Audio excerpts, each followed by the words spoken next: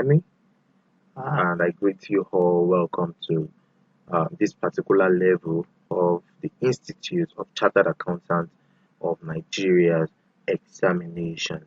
You are in the skills level now, and for those of us who have been coming, or probably you've been writing exams from the foundation level, I want to greet you specially.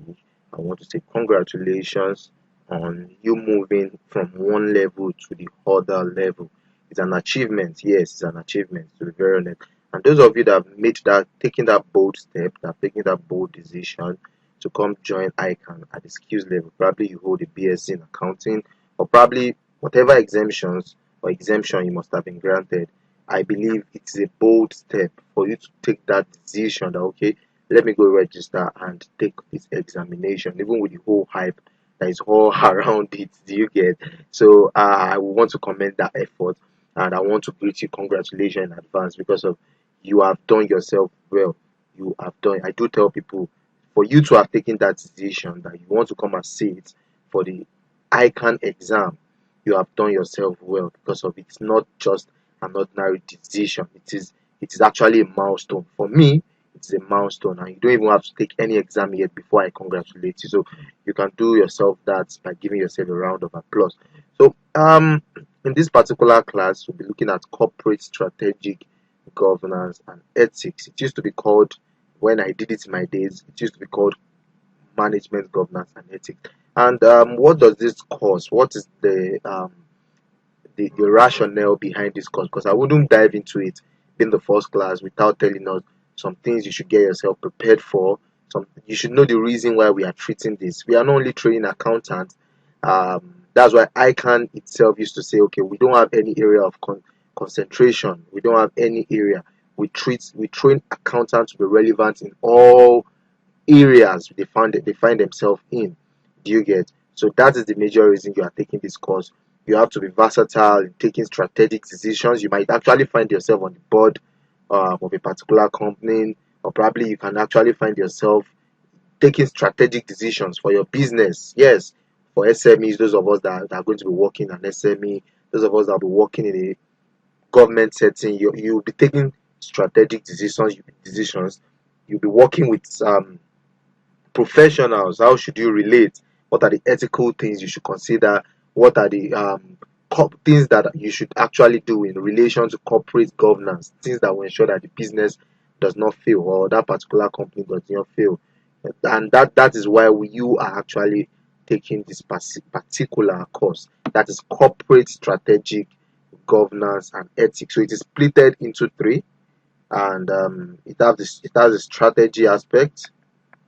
The strategy aspect. So this strategy aspect will be broken down into two. Also, we'll be looking at taking strategic position choices and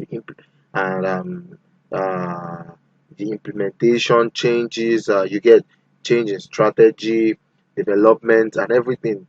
We'll be looking at all of these under we have the strategy aspect, the plain strategy aspect.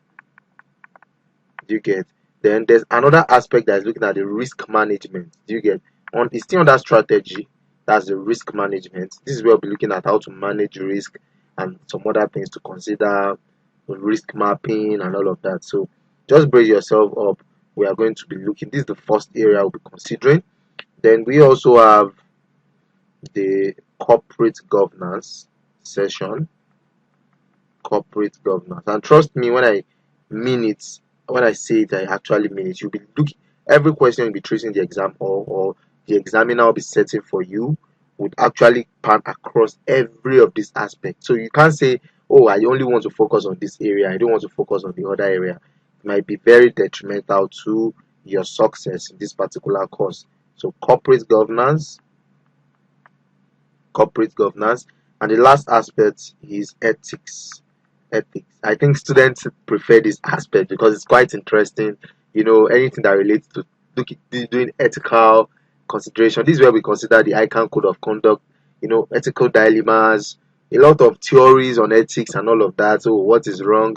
There was a particular area I was teaching in class, and we had a deep conversation where we considered a particular theory where the philosopher, or probably let me say a school of thought, consider that domesticating of animals is infringing on their social rights. And you see, students kept on pouring different opinions and all of that. And trust me, when it comes to ethical aspect of this course, it's quite very interesting.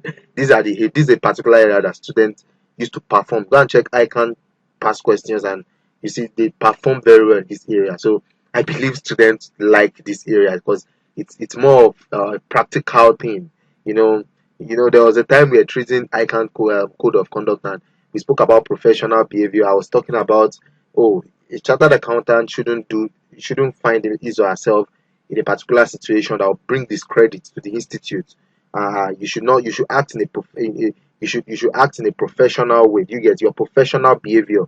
And I said, I think it's actually wrong for a chartered accountant to be found on the street eating corn along the road. You get it might actually bring discredit to the institute in the sense that someone might just see and be like, oh, this is not a good etiquette. Do you get?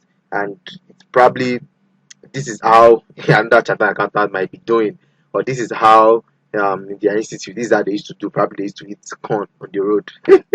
So you get, so all of these we are going to rub minds on it in the ethics area of this particular course. So I'm glad I've introduced you to this course, so you know what we're expecting. The corporate governance aspect, yeah, students, it's more of board of directors. What are the things you should pay attention to in the company so you don't allow it fail? You get, there's codes, a lot of that, codes of corporate governance.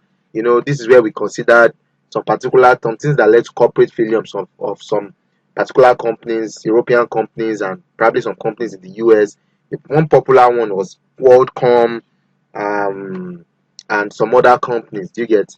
Probably they went into liquidation due to some acts in the company. So this is the major reason why we had to consider corporate governance. Some things, some codes of some things that some yeah, code of corporate governance are there to guide businesses from failing. Shareholders, or um probably people that you put to run your business, you should comply to some particular code. You get? So corporate governance is just all about, oh, okay, we have put these people there. How should they run it? Do you get? So that's all what corporate governance is. This is not just an introductory aspect. We're going to talk deep into it. Though in this particular class, we'll be moving to chapter 1. So you might want to ask yourself, oh, um, you know, every course you take in ICAN, I do tell people, used to be like, okay, a progressive course. It's progressive in nature. If you are taking maybe you might take probably a little tax in skills level. Then when you get to the professional level, they advanced tax. Do you get? If probably you are taking FR in the skills level, when you get to professional level, you are taking what? You are taking corporate reporting, where you be dealing with complex group, not simple group again, because of you have progressed. So like now, this particular course now is just like a stepping stone to strategic financial management. You need it for strategic financial management. And those of us that will be writing, of course, all of us will be writing it. No exemption for case study. You will need this course, especially the ethics aspects, especially this, in fact, every aspect of it strategic, because you might need to use you might need to do some business analysis where you'll be needing your pestel, Potter's diamond, all of that. Do you get? Or agencies, we use Mendelo's framework and all of that. Boston Consulting Group metrics, all of this you'll be treating it under this particular course. So you might actually need it. You might need to, that's why you have to pay attention in this course, so that you discover that when you get to the professional level, you still do case study. And your case study, while you are doing your case study, you still be taught some of these strategic things that we are doing here. So that's why I do advise students to pay attention at this level, so that you can milk whatever you need now. You get? It can just be a bonus for you when you are doing case study. Then I used to I wrote corporate strategic governance. It used to be MG. Then I wrote it twice. I wrote it twice. I don't let me give you the scenario behind it, though, because I commend myself that diet, because I was not planning to write that diet. You get? So I just made up my mind like a month to the exam, and I said, okay, let me go take this diet without being fully prepared. I did extra reading and everything, and I passed three and in the skills level. I was granted exemption, so I wrote only four papers. So I passed through in the skills level, and I referenced um, MG. Yeah, I referenced MG. In fact, there was mass failure in MG that diet. You get, so don't say people cannot ref MG. People can. People ref MG. You get. So I passed PM and the likes and all of that. Gallantly, I passed them. But when I came back for it, I was fully prepared. I even had very high score, I think 86 or so. So, and when I was doing my case study, the whole matter is still all around case study. Do you get? When I was doing my case study, when I was doing SFM, I didn't go back to reading strategic or the strategy aspect of it. I was just picking from my material. I was just doing a revision for my material I used for my MG then, now corporate strategic governance and ethics. You get? So if you are able to pay attention in this particular class, you might not need to do, because of some of us will be rising five papers at the professional level, and you might not need to even go back to all of this since you have your materials already with you. Don't throw it away. You can just do a revision on it quickly. I was reading as a matter of fact, I was reading the materials I used to prepare for my CSME then MG, when I was going for my case study, just for business analysis. You get? I was just reading the strategy aspect and all of that. So can you see how it actually worked? So that's just the how it goes. Now let's move to what we have for us today. We're looking at chapter one. Chapter one, talking about strategy, stakeholders, and the mission. If you are talking about corporate strategic management and ethics, let's first break down the first aspect of. Don't forget that we're already doing the strategy aspect of it. Chapter one will be dealing with strategy. I think from chapter one, there are 21 chapters in this particular course, and I think from chapter one, I think these are things you can actually check up yourself in the ICAN pack. Please don't stay away from the ICAN pack. Also, it's very good for you to look at it because of most of all what we are treating here. Uh, from ICAN pack, though I have some additional materials to aid easy understanding, but don't shy away from the ICAN pack.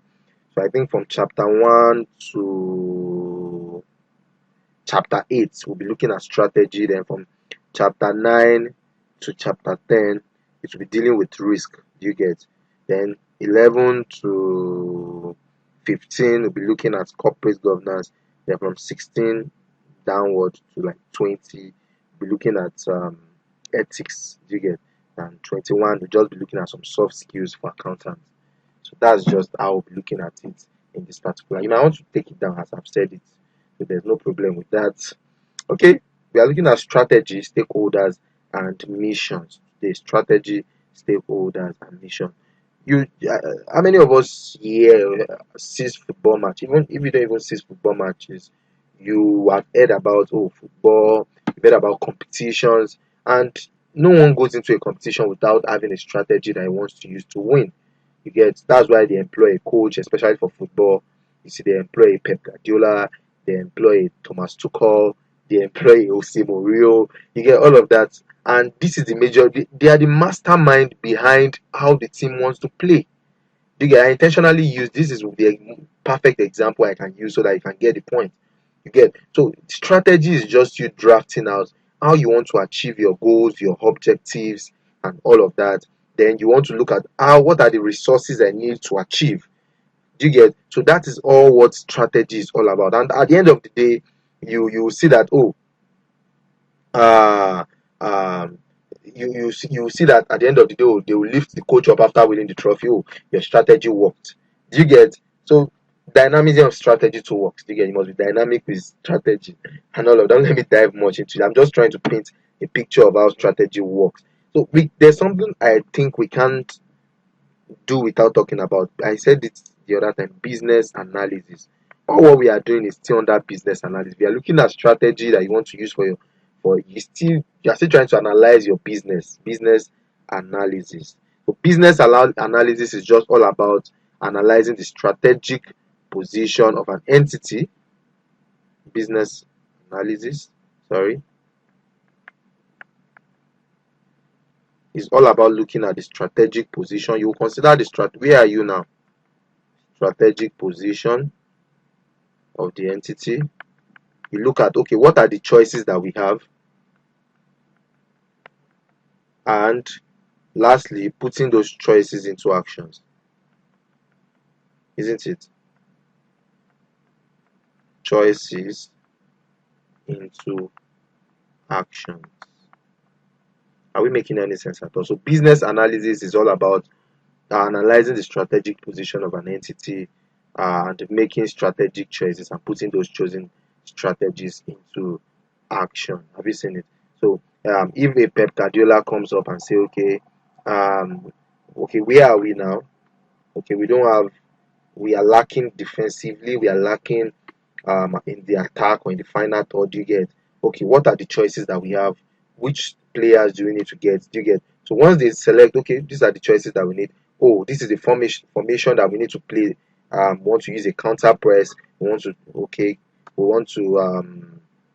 use an eye press and all of that. Those of us that watches football, we understand. I'm a big fan of football, so all of this, I think this is the best example I can deploy into this. Do you get? So after you have selected the choices that you are as like you are looking at in front of you, then you can now look at ways of putting those choices into action. Now, about three people defined strategy. There's no general, I think, though there's a particular definition of strategy, I myself would definitely go with, and that is the definition of strategy I put up here on the template for us. Not like I discarded the other two, you get, but I think this is the most perfect definition for me, and I think this is what most people would usually go with if you're asked to define strategy. Chandler defines strategy, Drunkard defines strategy. Chandler in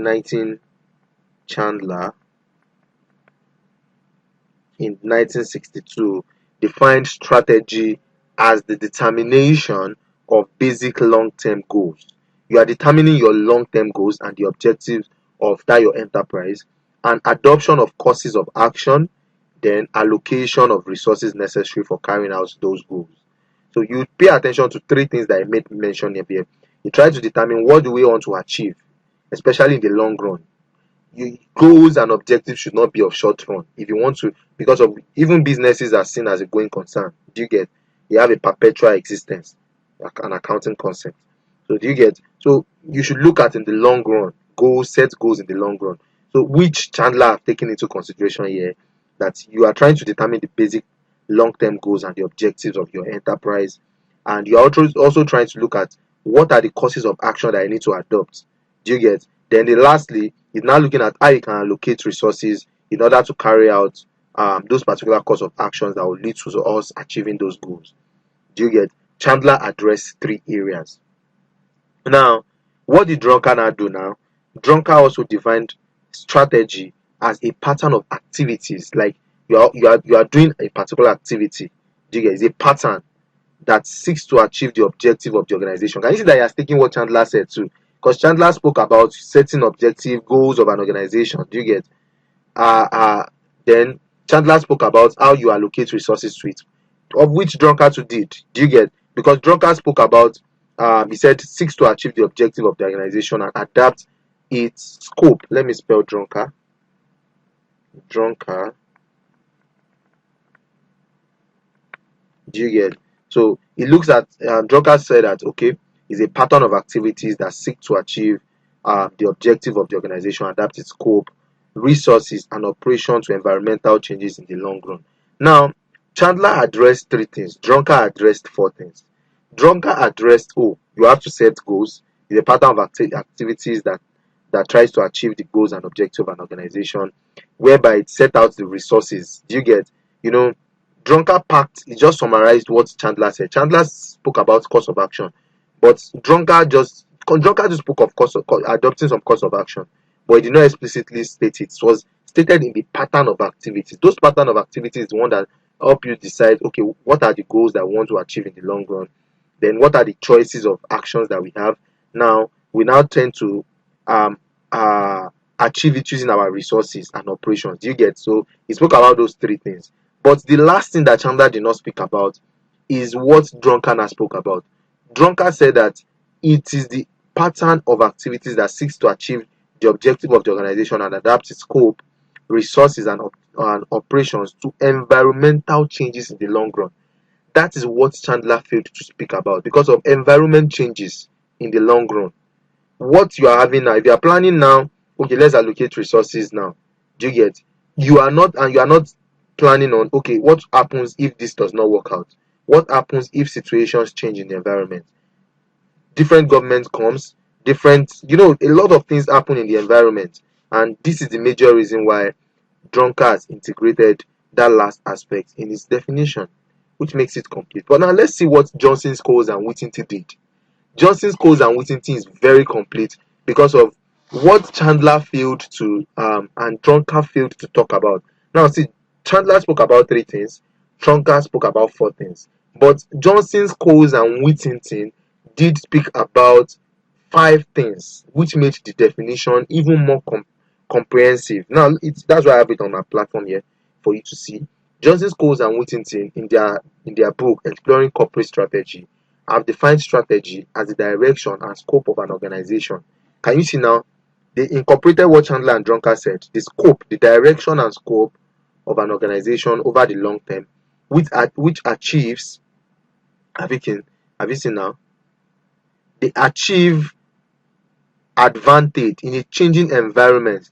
Now, look at what Johnson, Scholes, and Whittington did. They spoke about what Drunkard spoke about, the changing environment.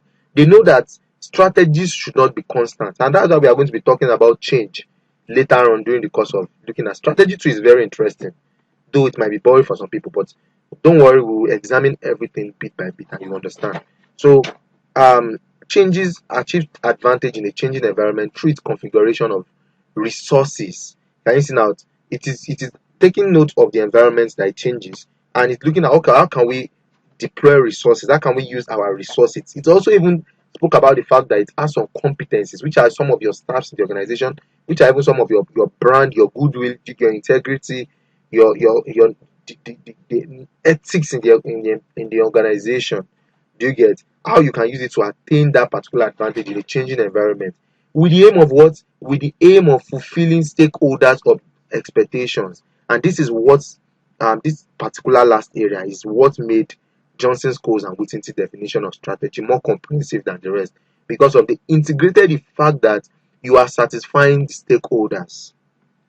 You have to fulfill the expectations of the stakeholders, because of that is the major reason you are in business. You want to satisfy your customers, you want to make returns for the shareholders, the owner of the business. So what is the essence of defining strategy where you do not integrate the stakeholders, the expectations of the stakeholders? That is nothing, because of if a Pep Guardiola or a Jose Mourinho or a judging club should come now and try to set a formation or tries to work out what can make the team play very well and win trophies, it is because of, at the end of the day, he wants to make the owners happy, he wants to make the fans happy. Do you get? And what's now the essence of me defining strategy when I am not integrating the expectations of the stakeholders? And this is the major reason why, till date, I personally will always go for, and most people will always go for, the definition of Johnson, Scholes, and Whittington of strategy. I hope we are clear with all of that. Okay. Now, another I want us to move quickly to strategic management and it. Okay, I have an example on business strategy. We can have different types of strategy. Hope you know that we have different types of strategies and we can have business strategy. I want us to talk about business strategy. Now, when I talk about sorry, when I talk about business strategy, a company that, let's look at this example here, a company that extracts and supplies oil and natural gas is considering its future business direction over the next 10 years. It is aware that these resources are in limited supply and there is a growing public and political concern about the environment. Have you seen now that there's a changing environment? Have you seen growing public and political concern? It has told you that this environment is changing. Do you get? So the company's board of directors might agree on the following broad strategy. We are just trying to look at, okay, what are the strategies that they can take. One, the company will continue to extract oil and natural gas, but it will also invest heavily in production of energy from renewable energy sources, such as wind. There's something missing there. Sea. Okay, wind and sea. Yeah. Now, look at the fact that they want to move to renewable energy. If they just take strategies based on what they are seeing now, Do you get? Don't forget that there's a political concern, there is a limited supply of these resources. In the long run, what if they could not actually get natural gas again and oil, and they cannot supply? Do you get? So what would they fall back to? And this is the major reason why that definition was always talking about changing environment. Now look at that strategy that they can take now. They can move into energy from renewable sources, recognizing the probability that public and political pressure will grow for restriction on the use of non-renewable energy sources and for protection of the global environment. Yeah, this is another thing to consider, because of most people might actually say, okay, let's make restriction on the use of renewable energy sources, and we can even make restriction on the global environment. Probably some of this renewable energy can cause pollution. Do you get? So change is therefore essential for the long-term survival of the business, and the strategic plan should also provide for the resources required to achieve the company's goals. So important resources for the choosing plan will include exploration rights. That's if you want to fall back to that's sorry, if you're actually mining or trying to supply your natural oil, you will need exploration rights. So those are the resources that we're talking about there. You see, exploration rights, access to pipelines and other methods of transporting the energy to the users, and expertise in wind and wave power technology. Do you get?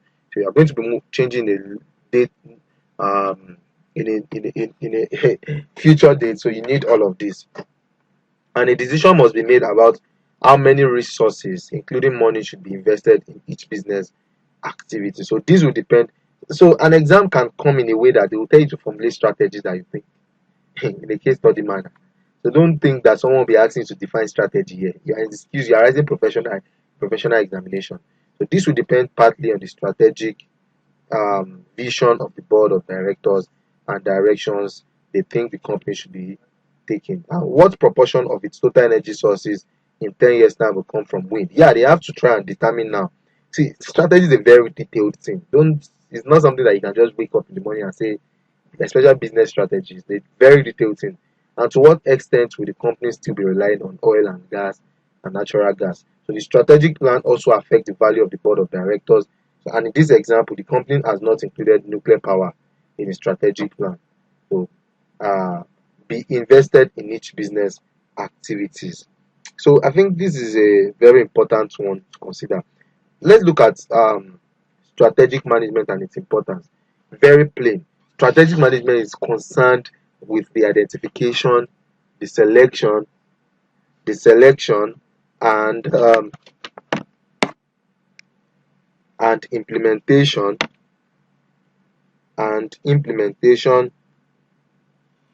um, the selection, the identification, the selection, and implementation of strategy. Do you get?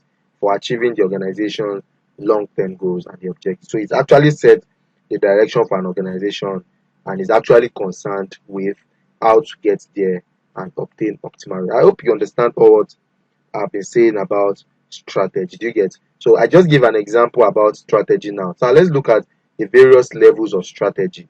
We have the corporate strategy, we have the business strategy, and we have the functional. I spoke about the business strategy now. So I want us to consider, we have this is how, let me draw something like this.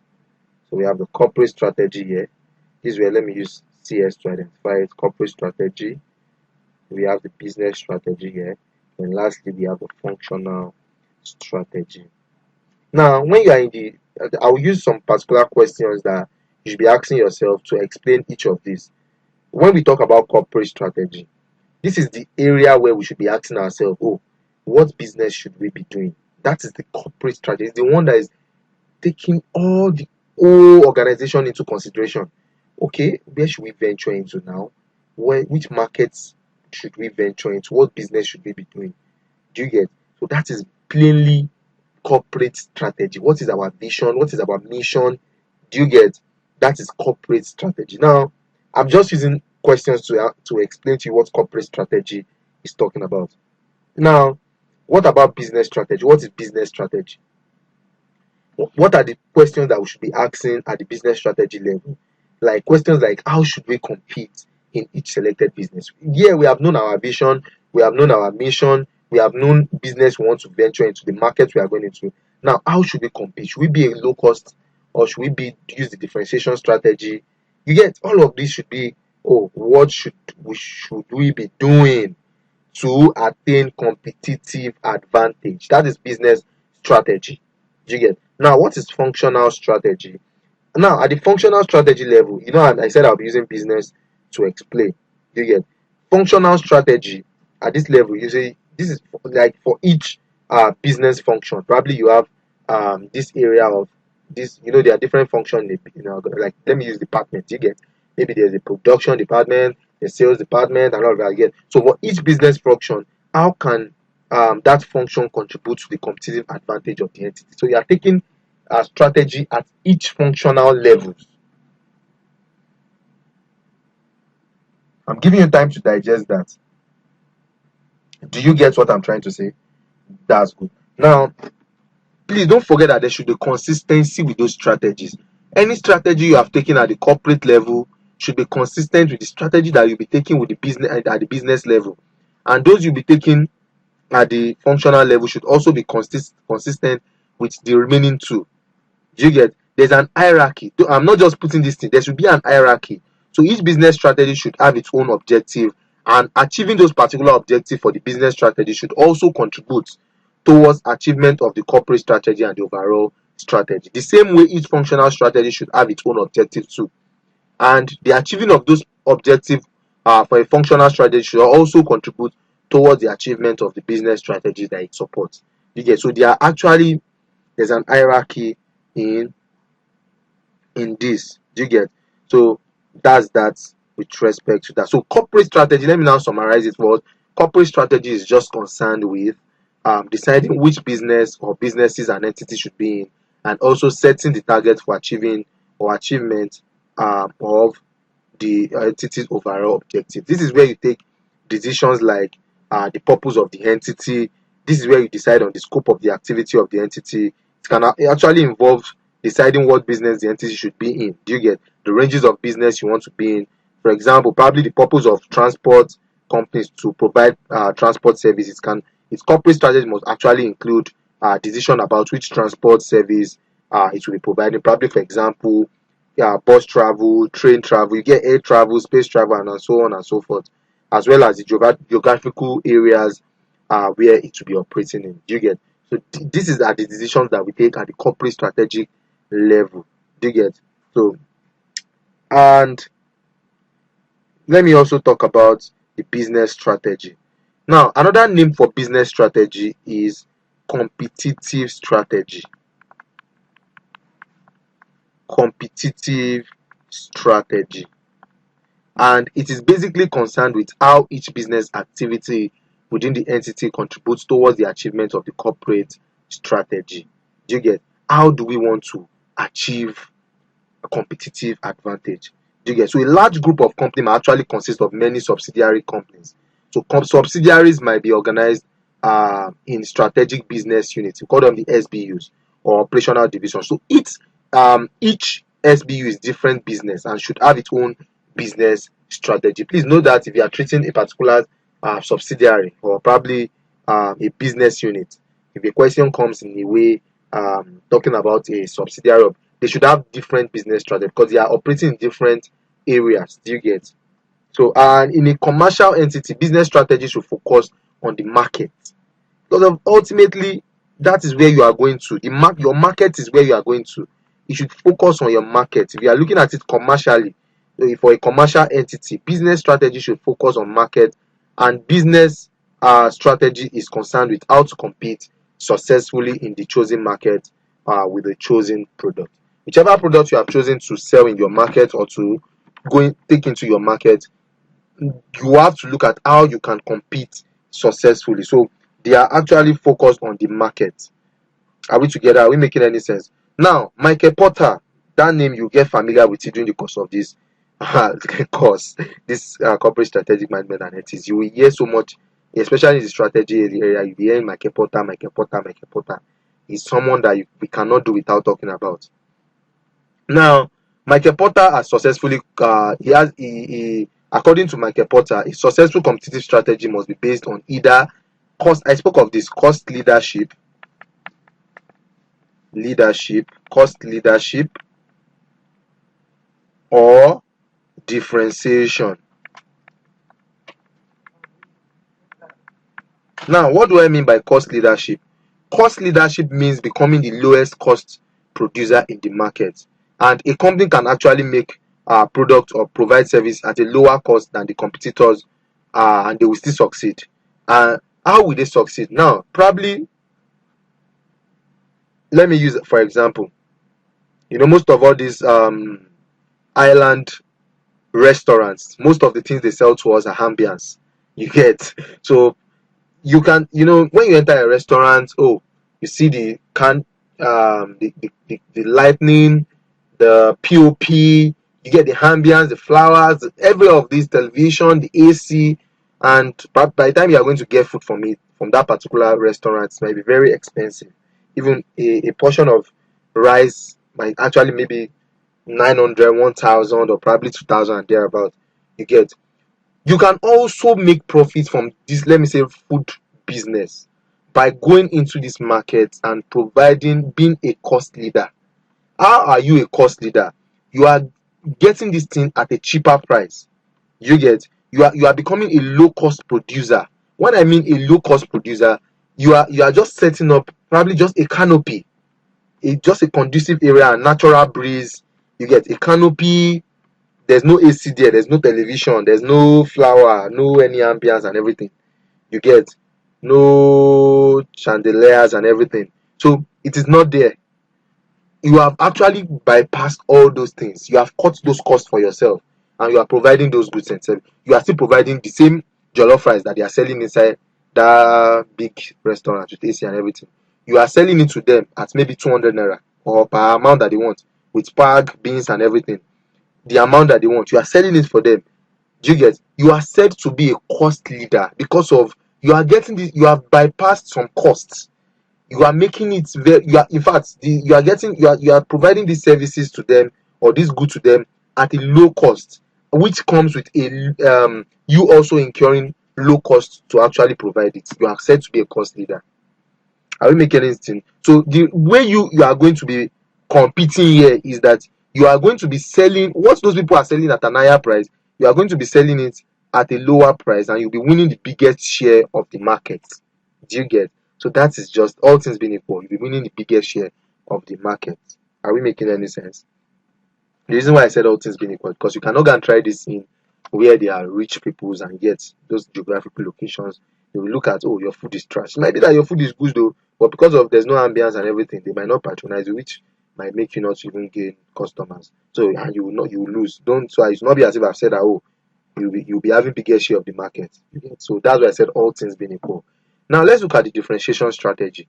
Differentiation actually means making product or services that are considered by customers to be different from those of competitors. And because they are seen to look different from those of competitors, they are seen, customers see them as if they are better. And a perfect example is still the restaurant that we have been using, isn't it?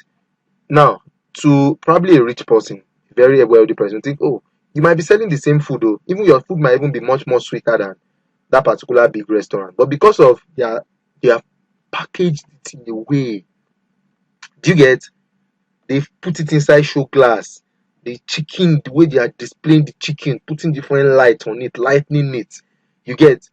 They might actually perceive, the consumers might actually perceive that, oh, this thing is looking like it's even much more better than yours. Meanwhile, yours is, but because of you are a low cost producer, you are a cost leader. So they are looking at you that probably that your product is inferior to the person that is using a differentiation strategy. That's just the difference. Do you get? So a company that is not the least cost producer can therefore succeed by offering product or services that customers will pay a higher price for. Of course, some people believe when they are paying higher price for something, they believe that, oh, there's better value from it. So than the cost producer's price. Do you get? That's that with cost leadership. So when you are using a business strategy, you can either use a cost leadership method according to Michael Porter, or you can use a differentiation strategy. So let's look at functional strategies. Functional strategies. Now, functional strategy relates to particular functions within an organization. I said this earlier on, such as manufacturing, distribution, marketing and selling, research and development, finance, account, and all of that. So you have your function, do you get? And probably the accounting department, you feel okay. One of the objectives of the organization is to ensure that they report to the to the necessary stakeholders at all times, and there's no window dressing, there's no creative accounting and all of that. So do you get? So you might the finance and accounts director might actually feel okay, must ensure that all cash received must be banked, or you get internal control systems are in place, all of that. So that's another strategy. They have their objectives that you. So every organizations we have a functional or a function in the organization, and there will be objectives or strategy for each function. So the purpose of the functional strategy should be to support the business strategies and the corporate strategy of the organization. Now let's quickly look at some notes on levels of planning. We have different levels of planning, of which you have done in probably your educational career. For those of us that have not done accounting, if you are new to it too, there's no problem. So planning is also a hierarchy activity. There's no way you can talk about formulating strategies without talking about planning. It's very essential also. So Anthony RN Anthony identifies 3 levels of planning within an organization. He spoke about the strategic planning level, which involves identifying the objective of the entity and plans for achieving those objectives, just like the corporate strategy. So I used to link this up like as if I'm looking at it from the angle of the levels of strategy to do you get. So strategic planning is more like a corporate. This is where you have the strategic planning. This involves identifying the objective of the entity and plans for achieving those objectives, and mostly over the long term. Please note. So strategic plans would include. This is where you have the corporate strategy. Have you seen what we are talking about now? We have the corporate strategy plans, business strategic plans, and the functional strategic plans. So this is where we have all of that. So and don't forget that we also have the tactical planning.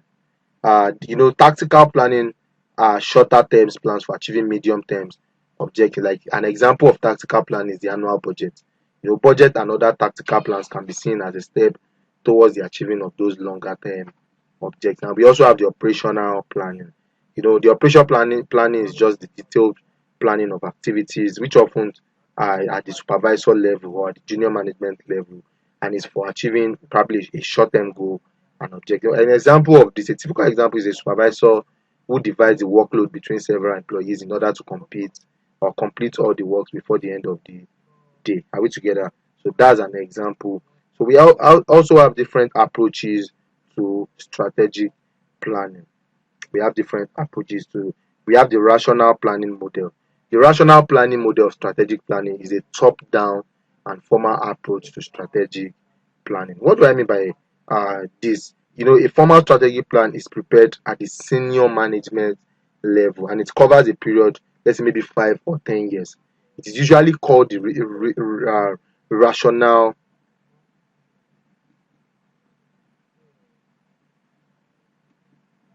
Sorry, I'm just trying to take. I've spoken about all of this operational planning. Okay, so we have this the rational. What I'm looking at now is different approaches to strategic planning. The first one I considered different approaches to strategic planning. So we have the rational. Please pay attention to this area. ICAN can set to rational planning model.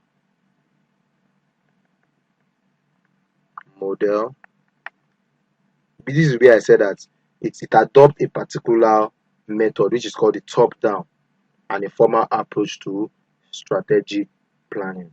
And this is where I said that it is prepared at a senior management level that covers probably for a period of 5 or 10 years.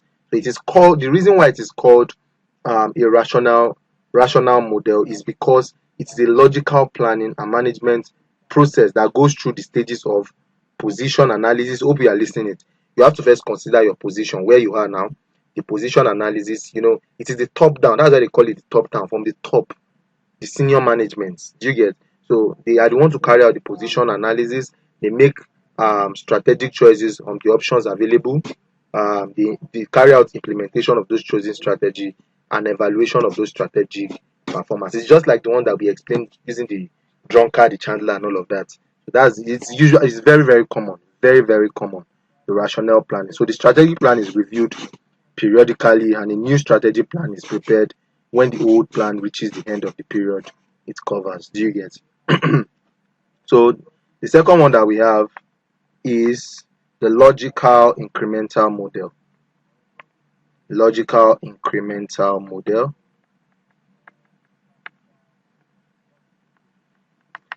This particular view of strategic planning is that effective strategies emerges as a series of strategies from a subsystem. That particular effective strategy that you are going to use, it's a pass through a particular system. You get? So it emerges as a series of strategies, you get, for subsystems within the organization. And the thing is, you have one at a time, you get, and not as part of an overall coordinated plan. You are just taking it into, like, in bits, let me call it in piecemeal. Do you get? So it is not like a bulky one. It's just one at a time, and it is not part of an overall coordinated plan. So whenever you want to take a particular decision, new strategies are therefore devised and implemented in increments. So whenever you devise new strategies, you'll be implementing it in increments. And however, it is a logical or rational process, because each incremental change in strategy emerges as a result of position analysis, strategic choice, implementation, and review.